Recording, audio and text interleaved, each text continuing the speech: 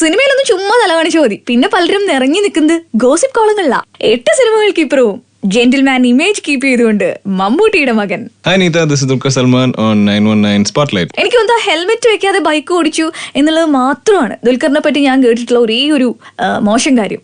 മെയിനായിട്ട് അതാണ് ഞാൻ ഏറ്റവും കൂടുതൽ കേട്ടിരിക്കുന്നത്. അല്ലെങ്കിൽ ബട്ട് എന്ത് വന്നാലും I think it's important to have certain values. കാരണം നമ്മുടെ ഐഡന്റിറ്റി ആണത്. അതിപ്പോൾ ഇന്ത്യൻ ആണെങ്കിലും മലയാളി ആണെങ്കിലും നമ്മൾ ഏത് റിലിജനിൽപ്പെട്ട ആളാണെങ്കിലും ആരുടെ മക്കളാണെങ്കിലും ഐ തിങ്ക് ഒരു ഐഡന്റിറ്റി ഉണ്ടാവുന്നതാണ് ഏറ്റവും വലിയ. നോർമലി ഈ പ്രായത്തിലുള്ള ഒരാൾ സിനിമയിൽ അഭിനയിക്കാൻ വരുമ്പോൾ മിക്കവാറും കൂടെ അഭിനയിച്ച ഏതെങ്കിലും ഒരു നായകനെ ചേർത്ത് ഗോസിപ്പ് വരേണ്ടതാണ്. കല്യാണം കഴിഞ്ഞു പോയതുകൊണ്ടാണ് അങ്ങനെ ഗോസിപ്പ് വരാതെ? എന്റെ അൾട്ടിമേറ്റ് ഗേൾ സമാൽ, എന്താ പറയാൻ പാടില്ല. അത് കല്യാണം കഴിക്കുമ്പോഴും ഞാൻ അത്രയും ഇഷ്ടപ്പെട്ട് കല്യാണം കഴിച്ച കുട്ടിയാണ്. ഇപ്പോഴും I think she's prettier than any other girl I've seen. So അങ്ങനെ I don't think I will be distracted. I am quite very much in love with her. എന്താ ആളുടെ ഏറ്റവും വലിയൊരു ക്വാളിറ്റി ആയിട്ട് തോന്നിക്കുന്നത്? ഭയങ്കര പോസിറ്റീവ് ആണ്. എപ്പോഴും സ്ട്രേറ്റ് ഫ്രം ദ ഹാർട്ട് ചിരിക്കും. ഏത് ഫോട്ടോ എടുത്ത് നോക്കിയാലും ചിരിച്ചോണ്ടിരിപ്പുണ്ട്. വഴക്കടിക്കാറുണ്ടോ? പിന്നെ വഴക്ക് ഉണ്ടാക്കിയില്ലെങ്കിൽ ഐ തിങ്ക് എന്തോ കുഴപ്പമുണ്ടെന്ന് തോന്നും. ഞങ്ങളുടെ ഒരു മാരീഡ് ലൈഫ് അല്ലെങ്കിൽ ദാമ്പത്യത്തിൽ ഞങ്ങൾ ഉടക്കിയില്ലെങ്കിൽ ഐ തിങ്ക് അതിലെന്തോ കുഴപ്പമുണ്ട്. ആര് കോംപ്രമൈസ് ചെയ്യും ആദ്യം? ഞാൻ ടിപ്പിക്കലി പെട്ടെന്ന്, കാരണം എനിക്കൊന്നും അതിനുള്ള സമയമില്ല. ബിക്കോസ് ഞാൻ പെട്ടെന്ന് ചിലപ്പോൾ പോയിരിക്കും. എനിക്ക് പെട്ടെന്ന് കോംപ്രമൈസ് ചെയ്ത് ഹാപ്പി ആയിട്ട് ഇരിക്കാനാണ് ഇഷ്ടം. പക്ഷേ അമ്മാൽ എപ്പോഴെങ്കിലും അവളുടെ മിസ്റ്റേക്ക് ആണെങ്കിൽ ഷീൽ കോംപ്രമൈസ്. അത് ഐ തിങ്ക് അതാണ് ദാറ്റ്സ് വാട്ട് മാരേജ് ഈസ്. ഷൂട്ടിങ്ങിന് പോയി കഴിഞ്ഞാൽ എത്ര പ്രാവശ്യം വിളിക്കും ഭാര്യയെ? വൈഫിനാണ് ഏറ്റവും കൂടുതൽ വിളിക്കാറ്. വൈഫിനും എത്ര പ്രാവശ്യം തന്നെ എനിക്കറിയാൻ പാടില്ല. വിളിക്കുന്നതല്ല പ്രശ്നം, വിളിക്കാതിരിക്കുമ്പോഴായിരിക്കും പ്രശ്നം. കാരണം ഇപ്പൊ ഞാൻ ബിസി ആണെങ്കിൽ വൈഫ് എന്ത് വിളിക്കാത്തതെന്ന് തോന്നും. അല്ലെങ്കിൽ അവളിപ്പോ ബിസി ആണെങ്കിൽ ഏതെങ്കിലും രീതിയിൽ ടിപ്പിക്കലി വല്ല TV ഷോ കണ്ടുകൊണ്ടിരിക്കുമ്പോഴായിരിക്കും എന്നെ മറക്കാറ്. അപ്പൊ ഞാൻ വിളിക്കാത്ത ഓഡിയോ സോ ബിസി ഡൂയിങ്. അപ്പൊ അതാണ് എനിക്ക് വിളിക്കുന്നതല്ല പ്രശ്നം, ചിലപ്പോൾ വിളിക്കാതിരിക്കുമ്പോഴായിരിക്കും പ്രശ്നം. പറയുമ്പോ ശരിയാണ്, സിനിമയാണ്, അഭിനയമൊക്കെയാണ്. എന്നാലും കുറെ ഹീറോയിൻസ് അവരുടെ കൂടെ ആടുന്നു, പാടുന്നു, പ്രേമിക്കുന്നു. ഇതിലൊക്കെ ഭാര്യ അമാൽ ഓക്കെ ആണോ? അമാൽ ഇസ് വെരി ഒരു സെക്യൂർ ആയിട്ടുള്ള കുട്ടിയാണ്. ഷി ഡസന്റ് അങ്ങനത്തെ ഒരു സംശയമോ അങ്ങനത്തെ പ്രശ്നങ്ങളൊന്നുമില്ല. അറിയാം, ഞാൻ മാക്സിമം അങ്ങനെ ട്രാൻസ്പെറന്റ് ആണെന്ന് നോക്കും. എങ്ങനെയാത്? എന്റെ വൈഫ് ആക്ച്വലി എന്റെ എല്ലാ ഹീറോയിൻസ് ആയിട്ടും എന്നെക്കാൾ കൂടുതൽ അവരായിട്ട് ഇൻ ടച്ച് ആയിരിക്കും. അപ്പൊ എനിക്ക് അങ്ങനത്തെ ഒരു ട്രാൻസ്പെറൻസി ഉള്ളതുകൊണ്ട് ബോത്ത് എന്റെ വൈഫ് ആണെങ്കിലും ഹീറോയിൻസ് ആണെങ്കിലും എന്റെ കൂടെ വർക്ക് ചെയ്യാൻ ഭയങ്കര കംഫർട്ടബിൾ ആണ്. വെള്ളിയാഴ്ച ഭാഗ്യങ്ങളിൽ വിശ്വസിക്കുന്നവരാണ് പൊതുവെ സിനിമാക്കാരെന്ന് പറയാറുണ്ട്. ദുൽഖർ സൽമാൻ അങ്ങനത്തെ ഒരാളാണോ? I'm only as good as my last Friday. അത് ഞാൻ വളരെ വിശ്വസിക്കുന്ന കാര്യമാണ്. ഇപ്പം ഒരിക്കലും ആരെയും 100% ഹാപ്പി ആക്കാൻ പറ്റില്ല. പക്ഷേ യു അണ്ടർസ്റ്റാൻഡ് ഒരു പൊതുവെ പടം വർക്ക് ആയോ ഇല്ലയോ മനസ്സിലാവും. ആൻഡ് വർക്ക് ആയില്ലെങ്കിൽ ഐ തിങ്ക് നമ്മൾ അതിൽ നിന്നേ പഠിക്കുള്ളൂ. വാപ്ചിന് മൈ ഹോൾ ലൈഫ് ഞാൻ ഇത് കണ്ടിട്ടുണ്ട്. ഒരു റിലീസ് ഫ്രൈഡേ എന്ന് പറഞ്ഞ ഒരു വളരെ ടെൻഷനുള്ള സംഭവമാണ് വീട്ടിലാണെങ്കിൽ. അത് ഭയങ്കര ഹിറ്റ് ആണെങ്കിൽ പെരുന്നാൾ പോലെയാണ്. ഒരു നമുക്ക് ടെൻഷൻ എടുപ്പിക്കുന്ന കാര്യം അവിടെ നിൽക്കട്ടെ. നമ്മുടെ മൊബൈൽ കട തുറന്നു, പേര് സലാല മൊബൈൽസ്. ഞാൻ നടത്തുന്ന കടയാണ് സലാല മൊബൈൽസ്. സലാലയിലുള്ള എന്റെ മാമനിട്ട് വരുന്ന ഒരു കടയാണ് സലാല മൊബൈൽസ്. അപ്പൊ പുള്ളിയുടെ ആകെ ഉള്ളൊരു റിക്വസ്റ്റ് എന്ന് പറയുന്നത് ഞാൻ കാശ് ഉണ്ടാക്കി അവിടെയാണ്. അപ്പൊ അതുകൊണ്ട് സലാലയുടെ പേരിൽ തന്നെ നമുക്ക് കടയ്ക്ക് വിടാം എന്നുള്ളൊരു റിക്വസ്റ്റ് മാത്രമേ പുള്ളി ഉണ്ടാക്കിയിട്ടുള്ളൂ. സോ എനിക്ക് പഴയ വരവേൽപ്പിൽ മറ്റേ ഗൾഫ് മോട്ടോഴ്സ് എന്നൊക്കെ പറയുന്നതൊക്കെ തോന്നി. സലാല മൊബൈൽസ് എന്ന് കേട്ടപ്പോൾ തന്നെ ഐ ലൈക്ക് ദ ടൈറ്റിൽ. പടം കണ്ടവർക്ക് മനസ്സിലാവും ഒരു ഫാന്റസി എലമെന്റ് ഉണ്ട്. അത് ഇനി കാണാനുള്ള ആൾക്കാർക്ക് അത് ഞാൻ റിവീൽ ചെയ്യുന്നില്ല. സിനിമയിൽ ദുൽഖറിന്റെ ഏറ്റവും വലിയ ഭാഗ്യം എന്താ? ഐ സ്ട്രോങ്ലി ബിലീവ് എനിക്ക് പാട്ടുകൾ, എന്റെ സിനിമകളിൽ അത്യാവശ്യം നല്ല പാട്ടുകൾ എപ്പോഴും ഉണ്ടാവാറുണ്ട്. അങ്ങനത്തെ ഒരു ഭാഗ്യമുണ്ട് എനിക്ക്. എന്ന് മാത്രോ പാടിയ പാട്ട് സൂപ്പർ ഡ്യൂപ്പർ ഹിറ്റും.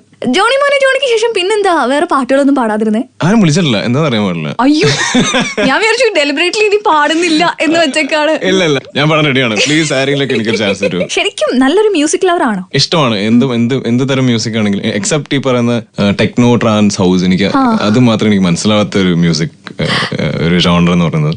ക്ലാസിക്സ് ആണെങ്കിലും അല്ലെങ്കിൽ ഫ്രാങ്ക് സിനാട്ര, ഡീൻ മാർട്ടിൻ മുതൽ പക്ക ഹാർഡ് കോർ ലൈക്ക് ഇപ്പൊ ആർ രാജ്കുമാർ, അങ്ങനത്തെ പോലത്തെ മസാല ബോളിവുഡ് വരെ കേൾക്കാൻ എനിക്ക് ഇഷ്ടമാണ്. സിനിമയ്ക്ക് വേണ്ടി ഡാൻസ് ഒക്കെ പഠിച്ചു തുടങ്ങിയോ? ഞാൻ കുറച്ചുകൂടെ ചെയ്ത് തുടങ്ങിയിട്ടുണ്ട്. സലാല കുറച്ചുള്ളൂ. ബാബുജി തുറുപ്പുകുലാലിലാണ് ഡാൻസ് പഠിക്കാൻ പോയത്. അല്ല, എന്ന് വെച്ചാൽ ഞാൻ ഫ്രീ സ്റ്റൈൽ വളരെ എൻജോയ് ചെയ്യുന്ന ഒരാളാണ്. I like to dance. എന്റെ ഒരു ഹാപ്പിനെസിന്റെ ഒരു എക്സ്പ്രഷനാണ് എന്റെ ഡാൻസിങ്. പക്ഷെ നമ്മുടെ സിനിമയിൽ അത് with lyrics, with lip sync, with proper steps അല്ലെങ്കിൽ അക്കോർഡിംഗ് ടു ദ സോങ് അത് സിങ്ക് ചെയ്യുക എന്നൊക്കെ പറഞ്ഞാൽ ഒരു വലിയ ടാസ്ക് ആണ്. But I think I'm getting better. Prabhudeva, Hrithik Roshan എന്ന് പറയുന്നില്ല, പ്രീവിയസ് ഡാൻസിങ്ങിനേക്കാളും ബെറ്റർ ആയിരിക്കും. മെഗാസ്റ്റാർ മമ്മൂട്ടിയും ദുൽഖർ സൽമാൻ എന്ന മകന്റെ അച്ഛനായ മമ്മൂട്ടിയും, ഇതിനെ രണ്ടിനെ പറ്റിയാണ് ഇനി എനിക്ക് ചോദിക്കാനുള്ളത്. പക്ഷേ എനിക്ക് ഇതാണ് കൂടുതൽ ഡിഫിക്കൽട്ട്. റേഡിയോ മാംഗോ 91.9 ഞാൻ നീത. ഇത് 919 spotlight. Hi Neetha, this is Dulquer Salman on 919 spotlight. പറയൂ, ദുൽഖർ സൽമാൻ ഇഷ്ടപ്പെട്ട മമ്മൂട്ടിയുടെ ഏറ്റവും നല്ല പഞ്ച് ഡയലോഗ് ഏതാണ്? കൊച്ചി പഴയ കൊച്ചിയല്ല, പക്ഷെ ബിലാല് പഴയ ബിലാൽ എന്ന്. I think that's very cool.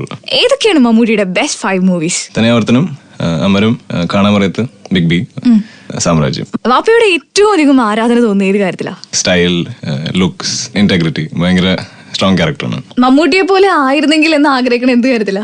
I don't think ഞാൻ അച്ഛൻ അത്രയും ഗുഡ് ലുക്കിംഗ് എനിക്ക് തോന്നാറില്ല. സോ അതെന്തെങ്കിലും കുറച്ചും കൂടി കിട്ടിയായിരുന്നെങ്കിലൊക്കെ അങ്ങനത്തെ ഒരു ആഗ്രഹമൊക്കെ ഉണ്ടായിരുന്നു. മമ്മൂട്ടിയിൽ നിന്ന് കണ്ടു പഠിച്ച കാര്യം എന്താ? പബ്ലിക്കിലാണെങ്കിലും ഫാമിലിയിലാണെങ്കിലും എന്റെ മദറിനെ കെയർ ചെയ്യണത് എങ്ങനെയാണെന്ന് കണ്ടുപിടിച്ചാണ് ഞാൻ എന്റെ വൈഫിനെ കെയർ ചെയ്യുന്നത്. ഡെഫിനറ്റ്ലി ഞാൻ അതാണ് കണ്ടു വളർന്നേക്കുന്നത്. സോ ഞാനും ഇതിന്റെ അതുപോലൊക്കെ തന്നെ. ഈ ഒരു സ്വഭാവം ഞാൻ മമ്മൂട്ടിയിൽ നിന്ന് കണ്ടു പഠിക്കില്ല എന്ന് തീരുമാനിച്ചത് എന്താണ്? ഞാൻ അത്യാവശ്യം പേഷ്യന്റ് ആണ്. എന്റെ father is not very patient. അത്രേ ഉള്ളൂ. വീട്ടിലെങ്ങനെയാ അച്ഛനും മകനും ഒക്കെ ഒരേ ഷർട്ട് ഒക്കെ ഇടാൻ പറ്റുമോ? എന്റെ ഒരു സൈസ് വലുതാണ്. ഷൂസ് ഒക്കെ സെയിം സൈസ് ആണ്. ഷൂസ് ഒക്കെ ഞാൻ കൊച്ചിലേക്ക് കുറെ കിട്ടുമായിരുന്നു. സെൽഫോൺസ് ഒക്കെ ഒരു പ്രായം വരെയൊക്കെ എനിക്ക് എപ്പോഴും വാപ്പിച്ചിട്ട് ഹാൻഡ് മീ ഡൗൺ കിട്ടുമായിരുന്നു. പെട്ടെന്ന് മാറ്റുന്ന ആളായതുകൊണ്ട് എനിക്ക് അത്യാവശ്യം സ്കൂളിലെ ആ കാര്യത്തിലെ കുറച്ച് കൂളായിരുന്നു. ദുൽഖറിന് സൺഗ്ലാസ് ഒരു ക്രേസ് ആണോ? സത്യം പറഞ്ഞ ഒരു 10-24 വയസ്സ് വരെ അങ്ങനെ സൺഗ്ലാസ് വെച്ചിട്ടില്ല. ഇത്രയും കളക്ഷൻ വീട്ടിലുണ്ടായിട്ട്? അതെ, എനിക്ക് ഇപ്പോൾ ഒരു വലിയ കളക്ഷൻ ഉണ്ട്. ഇൻഫാക്ട് മൈസെൽഫ് ഒരു പബ്ലിക് പ്ലേസിൽ ഫോട്ടോ എടുക്കാൻ വന്നാൽ ഞാൻ സൺഗ്ലാസ് വെച്ചിട്ടുണ്ടെങ്കിൽ ഞാൻ ഉടനെ ഊരിയിട്ട് എടുക്കുള്ളൂ. അല്ലെ സൺഗ്ലാസ് വെച്ചുകൊണ്ടുള്ള ഫോട്ടോസ് കുറവായിരിക്കും. ഞാനത് ഡെലിബറേറ്റ്ലി അവോയ്ഡ് ചെയ്യുന്നൊരു കാര്യമാണ്. അതെന്തിനാണ് ഒഴിവാക്കാൻ നോക്കുന്നത്? എന്തായാലും അതൊരു ആയിരണോ ഞാനിട്ട് അത് എന്താ പറയാ വേണ്ടാതെ ഞാൻ എന്തെങ്കിലും എന്താ ഷോ ഓഫ് ചെയ്യണമെന്ന് തോന്നും എനിക്ക്. വീട്ടിലെങ്ങനെയാ? മമ്മൂട്ടി ഭയങ്കര സ്ട്രിക്റ്റ് ആയിട്ടുള്ള ഒരു ഫാദർ ആണോ? ഇല്ല, വളരെ ഇറ്റ്സ് ഗുഡ് ഫൺ. വീട്ടിൽ വരുമ്പോഴാണ് ഏറ്റവും നല്ല മൂഡ്. ബിക്കോസ് വീട്ടിൽ വരാൻ ഭയങ്കര ഇഷ്ടമുള്ള ആളാണ്. വീടാണ് ഏറ്റവും വലിയ കംഫർട്ട് സോൺ, അല്ലെങ്കിൽ ഒരു ഹാപ്പി പ്ലേസ് എന്ന് പറയുന്നത് വീടാണ്. അപ്പൊ ഇങ്ങനെയുള്ള ഒരു ഫാദറിന്റെ കയ്യിൽ നിന്ന് ദുൽഖർ ഏറ്റവും അധികം വഴക്ക് വാങ്ങി പിടിച്ചിട്ടുള്ളത് എന്ത് കാര്യത്തിനാ? എന്നെ കൊണ്ട് മുട്ട കഴിപ്പിക്കുമായിരുന്നു. അപ്പൊ ഞാൻ എപ്പോഴും അത് കൊണ്ട് എന്താ പറയുക ബാത്റൂമിൽ കളഞ്ഞിട്ട് ഞാൻ ഫ്ലഷ് ചെയ്തില്ല.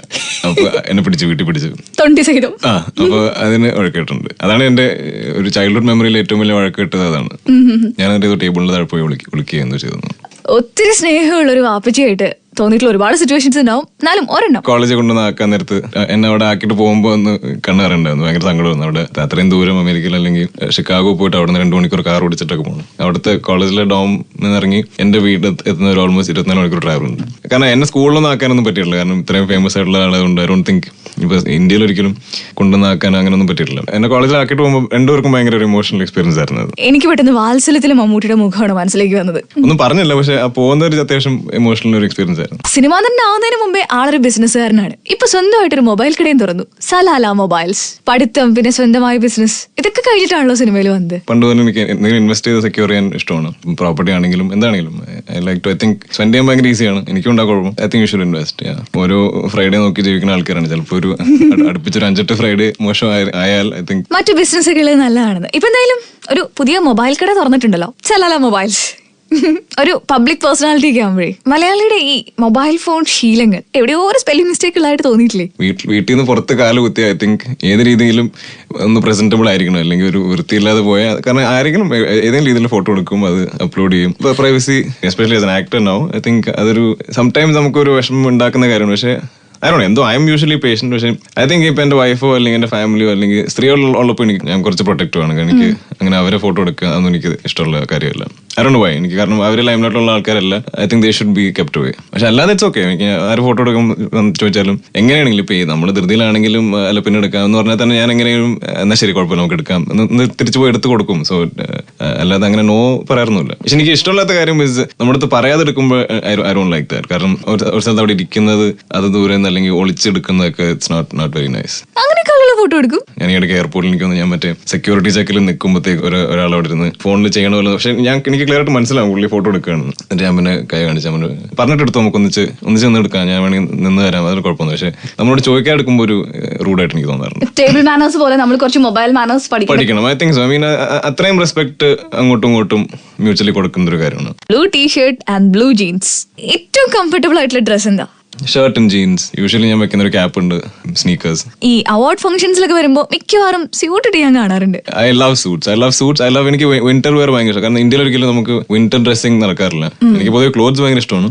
US-ലാണെങ്കിലും എവിടെയാണെങ്കിലും കൂടുതലുള്ള ഒരു ഈവനിങ് ആണെങ്കിൽ I try to wear jacket. എനിക്ക് ഇഷ്ടമാണ്. കാരണം നമുക്ക് ടിപ്പിക്കലി ഇടാൻ പറ്റാത്തൊരു സാധനം ആയതുകൊണ്ട് I love suits. I love പഴയ അമേരിക്കൻ ഓർമ്മകൾക്ക്. അതുകൊണ്ടൊന്നുമല്ല. അമേരിക്ക പഠിക്കുമ്പോൾ ഇതൊന്നും മേടിക്കാനുള്ള കാശില്ല സത്യം പറഞ്ഞാൽ. അത്ര എക്സ്പെൻസീവ് ആണോ അവിടെ പഠിക്കുന്ന ടൈം? യെസ്, ഐ മീൻ എന്തായാലും. പിന്നെ അങ്ങനെ ഞാൻ പറഞ്ഞു എനിക്ക് അങ്ങനെ കുറെ കാശൊന്നും തന്നെ വളർത്തിയിട്ടൊന്നുമില്ല.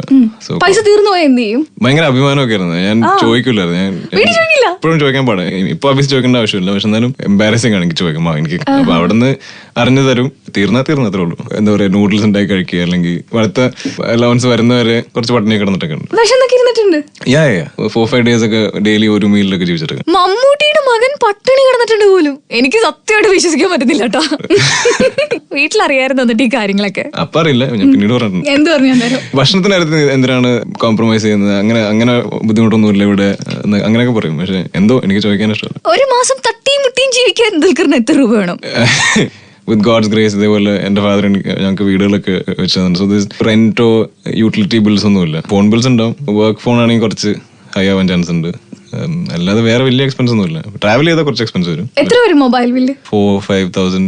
എവിടെയും പുറത്ത് ട്രാവൽ ചെയ്യണമെങ്കിൽ ചിലപ്പോൾ ഒരു 10-12 വരെയൊക്കെ വരും. എത്ര കാർ ഉപയോഗിക്കുന്നുണ്ട്? ഞാൻ വർക്കിനൊരു കാർ ഉപയോഗിക്കുന്നുണ്ട്, അല്ലെങ്കിൽ വീട്ടിലുള്ള എന്തെങ്കിലും എടുത്ത് ഓടിക്കും. പെട്രോൾ ഒക്കെ സ്വന്തമായിട്ടാണ് അടിക്കാറ്?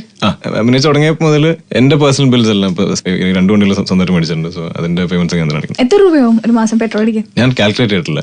അതായത് ഞാൻ കൂട്ടിയും കഴിച്ചൊന്നും ചോദിക്കേണ്ട കാര്യമില്ല, ദുൽഖർ ഇതൊന്നും പറയാൻ ഉദ്ദേശിച്ചിട്ടേ ഇല്ലാന്ന്. ദുൽഖറിൽ തന്നെ കാണുന്ന ഏറ്റവും നല്ല ക്വാളിറ്റി എന്താ? I am very patient. എനിക്ക് അങ്ങനെ ഷൂട്ടിൽ ഡിലേ ഉണ്ടെങ്കിലും എനിക്ക് അതൊന്നും വലിയ ഇഷ്യൂ അല്ല. സ്വന്തം സ്വഭാവത്തിൽ ഒരു മോശം കാര്യം? എന്തെങ്കിലും വിഷമമൊക്കെ ഉണ്ടെങ്കിൽ കുറെയൊക്കെ ഞാൻ ഇന്റർണലൈസ് ചെയ്യും. അത് അങ്ങനെ പുറത്ത് കാണിക്കാതിരിക്കാനൊക്കെ നോക്കും. എനിക്ക് എന്തെങ്കിലും വിഷമമൊക്കെ ഉണ്ടെങ്കിൽ അത് ആകെ അറിയുന്നത് ഒന്നെങ്കിൽ എന്റെ വൈഫ് അല്ലെങ്കിൽ എന്റെ മദറൊക്കെ ആയിരിക്കും. കുറച്ച് ഷൈ ആയിട്ടുള്ള ആളാണോ? കുറച്ച് സമയം എടുക്കും. പക്ഷെ എനിക്ക് അങ്ങനെ ഒരു കംഫർട്ട് സോൺ ഉണ്ടെങ്കിൽ ഞാൻ അത്യാവശ്യം ഭയങ്കര ഔട്ട് സ്പോക്കൺ ആണ്, ഭയങ്കര ഔട്ട് ഗോയിങ്, ഭയങ്കര സോഷ്യലാണ്. കംഫർട്ടബിൾ ആണ്. എനിക്ക് തോന്നുന്നു ഈ പറയുന്ന എന്റെ ലെഗസി കാരണമാണ് മെയിൻലി. പേടിയുണ്ടോ ഞാൻ എന്തെങ്കിലുമൊക്കെ വാവിട്ട് പറഞ്ഞു പോയ പ്രശ്നമായെങ്കിലോ? ഹെൽമെറ്റ് വെക്കുന്നത് ഒട്ടും അറിയാതെ ചെയ്ത സംഭവം. പക്ഷെ അതൊരു വലിയ ഒരു കോൺട്രവേഴ്സിയാണ്. അപ്പൊ അതേപോലെ തന്നെ ഇപ്പൊ ഞാനിപ്പോ എന്തെങ്കിലും അറിയാതെ പറഞ്ഞാൽ അത് നാളെ വലിയ ഇഷ്യൂ ആവുന്ന അങ്ങനത്തെ പേടിയൊക്കെ എനിക്കുണ്ട്. Of course more than anything എന്റെ ഫാദറിന്റെ മോനായതുകൊണ്ടുള്ള ഒരു ഞാനായിട്ട് ചിത്തപ്പേരുണ്ടാക്കുമെന്നൊക്കെ എന്റെ പേടി. ഇങ്ങനെ വീട്ടുകാർക്ക് വേണ്ടി സാക്രിഫൈസ് ചെയ്തൊരു കാര്യം എന്താ ലൈഫിൽ? എനിക്ക് റേസിംഗ് ഡ്രൈവർ ആവാൻ വലിയ ആഗ്രഹം ഉണ്ടായിരുന്നു. ഞാൻ വീട്ടിൽ കുറെ ചോദിച്ചു, പക്ഷെ സമ്മതിച്ചില്ല. വീട്ടിൽ ചോദിച്ചു, സമ്മതിച്ചില്ല. എന്നാ പിന്നെ വീട്ടുകാർ അറിയാതെ ചെയ്യാം എന്ന് തീരുമാനിക്കാൻ എന്താ? എന്തോ അങ്ങനെ ഒരു ഫുൾ പെർമിഷൻ ഇല്ലാതെ ഞാനൊന്നും ചെയ്യാറില്ല. അങ്ങനത്തെ ഒരു കുഴപ്പമുണ്ട്. വീട്ടിൽ ചോദിക്കാതെ ബൈക്കൊക്കെ ഓടിക്കാൻ പഠിക്കാം. നുണ എന്ന് പറയുന്നത് അതാണ്. പക്ഷെ എങ്ങനെ ഓടിക്കായിരിക്കും? Bikes so much fun. വീട്ടിലെപ്പോഴെങ്കിലും പപ്പാഭരണം വേണ്ട എന്ന് പറഞ്ഞിട്ടുണ്ടോ? അല്ല എന്റെ പപ്പ അടുത്ത് അങ്ങനെ പറയാൻ പറ്റുമെന്ന് എനിക്ക് തോന്നുന്നില്ല ആർക്കും. ആർക്കും പറ്റൂല. പറയുന്നത് സ്വന്തം മകൻ തന്നെ. അപ്പൊ ഇനി ചോദിക്കാൻ പോകുന്നത്, ഞാൻ കുറച്ച് സംവിധായകരുടെ പേര് പറയും, അവരെ കുറിച്ച് ഒരു വരിയിൽ പറയണം. ശ്രീനാഥ് രാജേന്ദ്രൻ വെരി യങ്, വളരെ അംബിഷ്യസ് ആണ്, ഭയങ്കര രസമുള്ള ഒരു തോട്ട് പ്രോസസ് ആണ് പൊതുവെ. അൻവർ റഷീദ് മാസസിന് എന്താ വേണ്ടെന്ന് ക്ലിയർ ധാരണ ഉള്ള ആളാണ്. അൻവർ റഷീദ് എന്ന് പറഞ്ഞപ്പോൾ ഒരാളുടെ മുഖത്ത് ഇങ്ങനെ ട്യൂബ്ലൈറ്റ് ഇട്ടപ്പോൾ എന്റെ ഒരു ഗുരുനാഥൻ അല്ലെങ്കിൽ ഒരു മെന്റർ എന്ന് പറയാൻ പറ്റിയത് ഫ്രം അന്നൂർക്ക. ഭയങ്കര എനർജി ഉള്ള ഒരു ഡയറക്ടറാണ്. ഞാൻ എപ്പോഴും ചോദിക്കും എന്ത് ചെയ്യും എനർജി വെച്ചിട്ട്. സ്പോർട്സ് എന്തെങ്കിലും കളിക്കാറൊക്കെ ഉണ്ടോ, എന്തെങ്കിലും ഒരു ഔട്ട്ലെറ്റ് വേണ്ടേ? കാരണം വെരി സ്വീറ്റ്. ആ ഒരു ഹൈറ്റും ഒരു സ്റ്റാച്ചറിനൊക്കെ ഉള്ള പോലത്തെ ബിഹേവിയർ അല്ല, ഭയങ്കര സോഫ്റ്റ് സ്പോക്കൺ ആണ്. ആർട്ടിസ്റ്റിനെ ഭയങ്കരമായിട്ട് കംഫർട്ടബിൾ ആക്കുന്ന ഒരു ഡയറക്ടറാണ്. ബിഗ് ബി ഒക്കെ ശേഷം huge fan of Amal. Martin ചാറ്റൻ ഇസ് എക്സ്ട്രീംലി വളരെ സ്വീറ്റ് ആണ്. ടൈം എടുത്ത് ഡയറക്ട് ചെയ്യുന്ന ഒരാളാണ്. ഇത് ഭയങ്കര കളർഫുൾ ആണ്. സിനിമകൾ എടുക്കുമ്പോൾ റിയലി എൻജോയ് വർക്ക് ചെയ്ത്. എനിക്ക് എന്തോ ഒരു കൂടെയുള്ള അടിപൊളി വർക്ക് ചെയ്യണ പോലെ. സമീർ താഹിർ അഗൈൻ ഭയങ്കര വിഷ്വൽ സെൻസ് ഉള്ള ഒരു ഡയറക്ടറാണ്. അത്യാവശ്യം ഷോർട്ട് ടെമ്പോർഡാണ് കുറച്ച് എന്നാണെങ്കിൽ. പക്ഷെ എനിക്ക് കുറച്ച് വാപ്ചിനെ കൂട്ടൊക്കെ തോന്നുന്നു. കാരണം ഒച്ച ഉണ്ടാക്കിയാലും ഉള്ളിൽ ഭയങ്കര സോഫ്റ്റ് ആയിരിക്കും. പിന്നെ ചൂടായത്തിന് അത്രയും പെട്ടെന്ന് തന്നെ അത് തണുക്കും. Basically very genuine good hearted person. ഒന്നും മിണ്ടാതെ കുള്ളനും കുള്ളന്റെ ഭാര്യയും. ആ കഥ നമ്മൾ കേട്ടത് ഈ ശബ്ദത്തിലൂടെയാണ്. നമസ്കാരം, ദുൽഖർ സൽമാൻ. 5 സുന്ദരികളിലെ ഒരു കഥ, അതിന് മുഴുവൻ നറേഷൻ പറയാം. എങ്ങനെയുണ്ടായിരുന്നു ആ ഒരു എക്സ്പീരിയൻസ്? ഷൂട്ട് ചെയ്ത ഓൺലി 3 days. പക്ഷെ ഞാൻ ഡബ് ചെയ്യാൻ ഓൾമോസ്റ്റ് 9 days എടുത്തു. കാരണം എനിക്ക് 24-25 പേജ് സ്ക്രിപ്റ്റ് ഉണ്ടായിരുന്നു. മലയാളത്തിൽ ഉച്ചരിക്കാൻ ദുൽഖറിന് ബുദ്ധിമുട്ടുള്ള അക്ഷരങ്ങൾ ഏതൊക്കെയാ? അതിപ്പോ ഞാൻ പറഞ്ഞാൽ തന്നെ തെറ്റായിരിക്കും. എനിക്ക് 2 ഷാ ഡിഫറൻഷിയേറ്റ് ചെയ്യാൻ കുറച്ച് പാടുണ്ട്. പശയും മഷിയും. അതെ, പശയും മഷിയും. കറക്റ്റ് ആയല്ലോ. അതിപ്പോ ഞാൻ കോൺഷ്യസ് ആയിട്ട് പറഞ്ഞതുകൊണ്ട്. ആലോചിച്ചില്ലെങ്കിൽ ഞാൻ അത് അറിയാതെ ചിലപ്പോൾ കറിയും. 2 ഷാ ആയിട്ട്. ഇപ്പൊ ഇംഗ്ലീഷ് ഒരു ഷാ മാത്രമേ ഉള്ളൂ, അല്ലെങ്കിൽ ഹിന്ദിയിൽ ഒരു ഷാ ഉള്ളൂ. എങ്ങനെയാ മലയാളം എഴുതാനും വായിക്കാനും ഒക്കെ അറിയാലോ? എഴുതാൻ പഠിച്ചിട്ടില്ല, പക്ഷെ കുറച്ചും കൂടി വായിക്കും. തന്നെത്താൻ അത് തമിഴ് എഴുതാൻ വായിക്കുകയും ചെയ്യും. കാരണം ഞാൻ സ്കൂളിൽ 3rd ലാംഗ്വേജ് തമിഴ് എടുത്തു. അപ്പൊ തമിഴായിട്ട് സിമിലർ ആയിട്ടുള്ള കുറെ വാക്കുകൾ എനിക്കറിയാം. പക്ഷെ ബാക്കിയുള്ള ചെറുപ്പത്തിലെ ഈ സിനിമ പോസ്റ്റർ കണ്ടുകൊണ്ടാണ് എനിക്ക് കുറച്ചും കൂടി വാക്കുകൾ അറിയാവുന്നത്. പക്ഷെ എന്നാലും മലയാളത്തിൽ ഏതൊക്കെ അക്ഷരങ്ങൾ എഴുതാൻ അറിയാം? വായിക്കാൻ ഞാനിപ്പോ കുറച്ച് സമയം എടുത്ത് വായിക്കാം. കുറച്ച് സമയം എടുത്ത് പേപ്പർ എന്നാ വായിക്കോ? ഹെഡ്ലൈൻസ് വായിക്കാം. ഒന്നുമില്ല, നീ ഞാനിപ്പോ ഒരു പേനയും പേപ്പറും തരാം, ഒന്ന് എഴുതി നോക്കിക്കേ. റാ എഴുത്. ഇതല്ലേ അതിന്റെ നടുക്ക് കൂടെ ഒരു വര വരയ്ക്കണം. രായാക്കാം. അതിന്റെ ഉള്ളിലേക്ക് ആ റായുടെ ഒരു അത് രായായി. അതിനി പുറത്തേക്ക് എടുത്താൽ തായാവും. താ എനിക്കറിയാം. കാരണം എന്റെ താ എനിക്കറിയാം. അങ്ങനെ എളുപ്പമാണ്. പഠിച്ചിരിക്കും. ഇങ്ങനെയാണ്. ഇനി അത് കുറച്ച് കഴിയുമ്പോ ആയാക്കാം. സീഡൊക്കെ കിട്ടും വാങ്ങാൻ. എനിക്ക് വായിക്കാൻ ഭയങ്കര ഇഷ്ടമാണ്. അപ്പൊ മലയാളം ലിറ്ററേച്ചർ മൊത്തം ഞാൻ കുറച്ച് ബിഹൈൻഡ് ആണ്. മാറ്റിയെടുക്കണമെന്നാണ് എന്റെ ആഗ്രഹം. ഞാൻ മാറ്റിയെടുക്കും എന്തായാലും. ഭാഷയാണ് അത്. ഞാൻ കുറെ മലയാളം ബുക്കുകളും വായിക്കും. ഒരു 10-40 വയസ്സാകുമ്പോൾ അതിനെ കുറിച്ചൊക്കെ സംസാരിക്കുകയും ചെയ്യും. സ്ക്രിപ്റ്റ് ഒക്കെ ഇംഗ്ലീഷിൽ എഴുതുന്നു.